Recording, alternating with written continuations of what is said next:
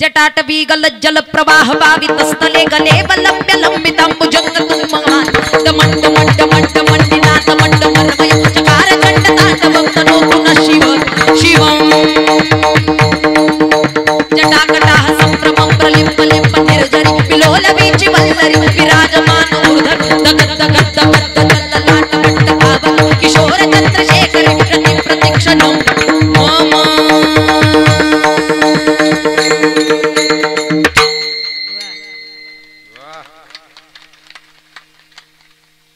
जे उच्चारायला सुद्धा कठीण आहे ते तांडव स्तोत्र रावणानं लिहावं एवढं ऐश्वर्य संपन्न रावणाचं जीवन पण क्षणार्धामध्ये नाश झाला त्याचं कारण आहे दुर्बुद्धी अनेकांचा नाश केला देव हसू लागला महाराज अहो काय तुम्ही तुमच्यासारखे संत आहेत का आणि तुम्ही एवढे महान असून सुद्धा तुम्ही दुर्बुद्धी देऊ नको असं मागता कशी तुम्हाला दुर्बुद्धी येईल कशी येईल तेव्हा संत जगद्गुरु तुकोबाराय सांगतात देवा यादव कुळाचा नाश तुझ्या एका छोट्याशा दुर्बुद्धीनं केला हे सांगायला भाग पाडू नकोस विठाला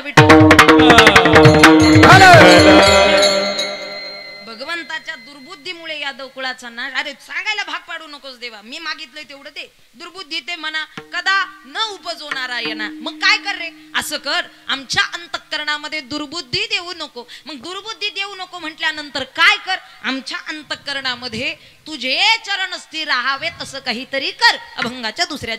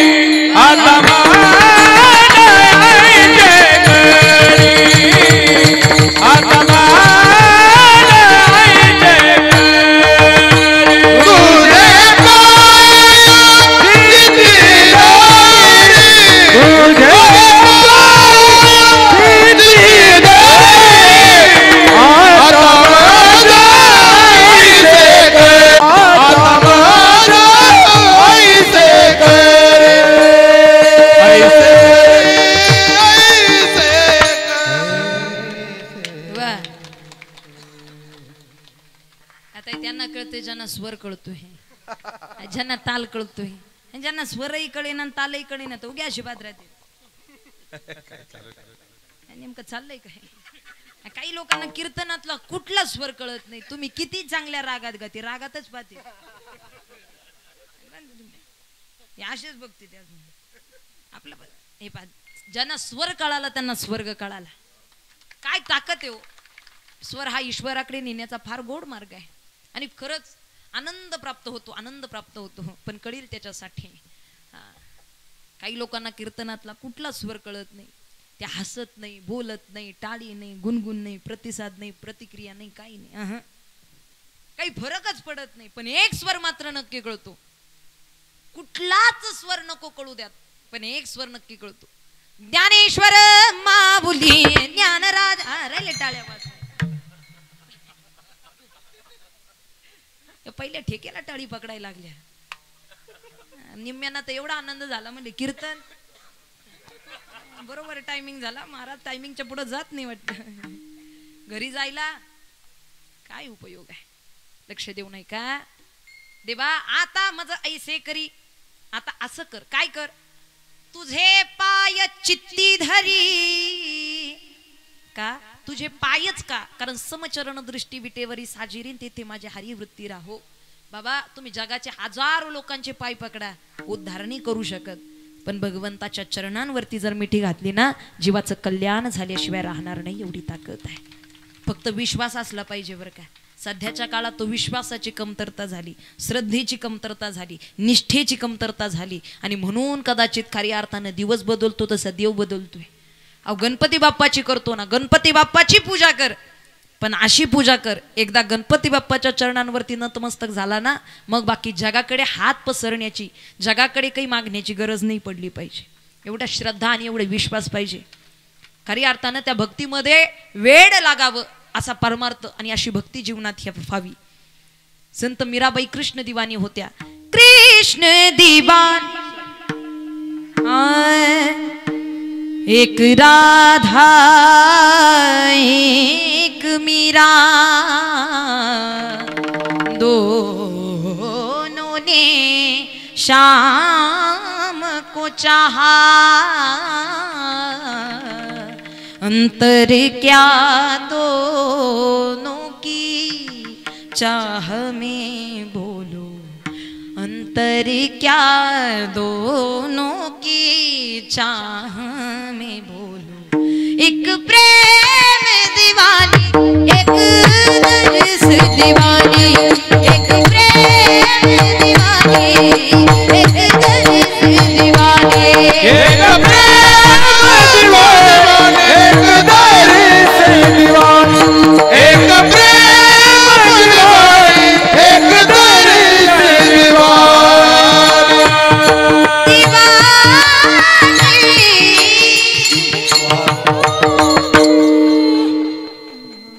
खरी अर्थानं भगवान परमात्म्यावरती एवढं प्रेम एवढी श्रद्धा आणि एवढी निष्ठा. भक्ती करत असताना भगवंताला भेटण्यासाठी संत मीराबाई गेल्यात आणि ज्यावेळी संत मीराबाई भगवंताला भेटण्यासाठी वृंदावनात गेल्या त्यावेळी वृंदावनवासियांनी सांगितलं भगवान परमात्मा निघून गेले. खरी अर्थाने सर्वांना सोडून वृंदावनीच्या सकल जनासी देवढे जीवदान नको नेऊ भगवान नको नेऊ भगवान अक्रूरा नको नेऊ भगवान नको नेऊ भगवान. फार विनंती केली पण नाही रे देवाला ठेवता आलं नाही. देव वृंदावनात थांबला. आम्ही आग्रह केला आम्ही हातापाया पडलो पण देव निघून गेला. काय उपयोग आहे तुमचा इथे येण्याचा. देव तर आता निघून गेला. संत मीराबाई आनंदानं नाचू लागल्या गाऊ लागल्या. लोक म्हणली वेड लागलं हिला. अरे देव भेटला नाही या विचारात वेडी झाली बिचारी. संत मीराबाईला एकानं विचारलं म्हणले का हो देव भेटला नाही तुम्ही रडलं पाहिजे हा तुम्ही दुःखी झालं पाहिजे तुम्ही हसताय का. त्यावेळी संत मीराबाई उत्तर देतात अहो अहो देव जर मला या वृंदावनातच भेटला असता तर माझी भक्तीची यात्रा या वृंदावनातच संपली असती. पण आता देव पुढे गेल्यानंतर मलाही त्याच्या पाठीमागे चालणंय आणि निश्चितच या प्रवासामध्येच माझ्या भक्तीचा खरा आनंद आहे. मला थांबायचं नाहीये. भगवंताला प्राप्त केलं म्हणजे ती भक्ती आणि भक्तीचा आनंद संपला. पण त्याच्या प्राप्तीमध्ये त्याच्या प्राप्ती करण्याकरिता हा साधनामध्ये जो आनंद आहे तो आनंद भक्तासाठी फार महत्वाचा आहे. आज तुम्ही आम्ही सुद्धा त्या भक्तीचा आनंद घेतला पाहिजे. आहे तोपर्यंत आपण भगवंताच्या चरणांवरती लीन होऊन राहिलं पाहिजे. काही लोकांना पटतं काही लोकांना पटत नाही. काही लोक आम्हाला म्हणतात कुठे तुमचा देव म्हणलं आमचा आमचा तुमचा करण्यापेक्षा सर्व घटी रामदेहा देही एक सूर्यप्रकाशक सहस्र रश्मी.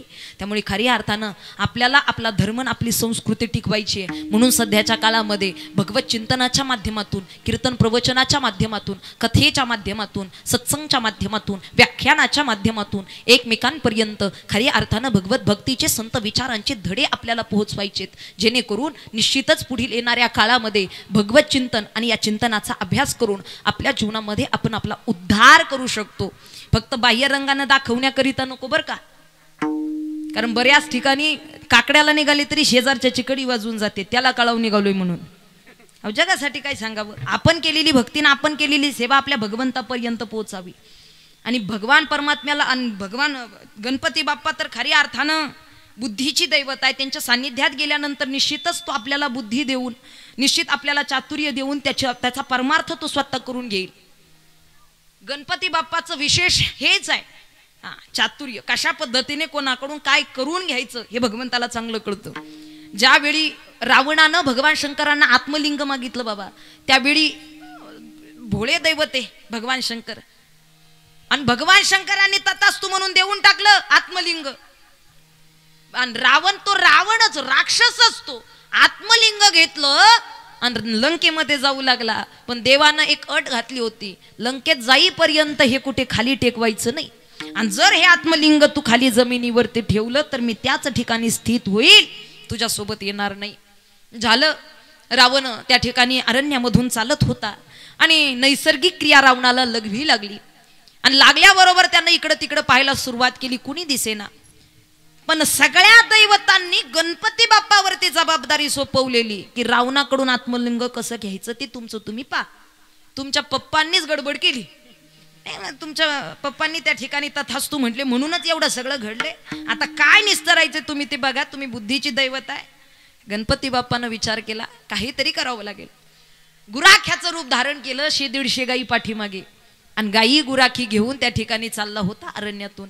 रावणानं पाहिलं कोणी दिसतंय का, कोणी दिसतंय का, गुराखी दिसला, अरे इकडे ये.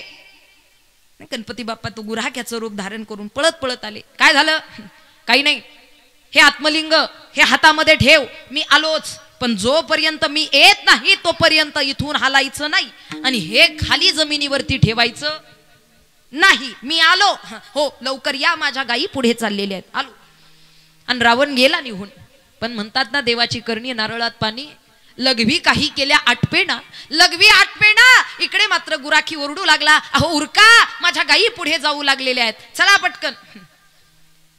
शेवटी वेळ झाला आणि जे काम भगवंताला दिलेलं ते काम देवानं केलं. हातातलं आत्मलिंग जमिनीवरती ठेवलं, हातातलं आत्मलिंग जमिनीवरती ठेवलं आणि तसा रावण मागे पळू लागला. रावण आला, आत्मलिंग काढण्याचा प्रयत्न करू लागला. अरे धरणी हालायला लागली पण आत्मलिंग निघे ना. आणि मग मात्र त्या गायी पुढे पळू लागल्या, गुराखी पुढे पळू लागला. आणि रावणानं एक काठी फेकून मारली, ती गायीच्या कानाला लागली. त्याच ठिकाणी गोकर्ण महाबळेश्वर तयार झालं, लक्षात ठेवा. हा कथा भाग मी सांगण्याचं तात्पर्य एकच आहे, खरी अर्थानं गणपती बाप्पा ही बुद्धीची दैवत आहे, आपलं दुःख निवारण करणारी दैवत आहे. त्यामुळे प्रत्येकानं हेच मागायचं, दुर्बुद्धी ते म्हणा कदा न उपजो नारायणा, आता माझा ऐसे करी तुझे पाय चित्ती धरी. आमच्या अंतःकरणात निर्माण झालेला भाव तुझ्या कृपेनं पूर्णत्वाला म्हणजेच सिद्धीला प्राप्त हो. निश्चितच उपजला भाव, तुमचे कृपे सिद्धी जाओ, आता माझा ऐसे करी तुझे पाय चित्ती धरी. आपल्या सर्वांनाच भगवंताचं चिंतन करायचंय, पण कसं करायचं हो? नुसतं असंच बसायचं का? नाही, हाताने टाळीन मुखानं भजन.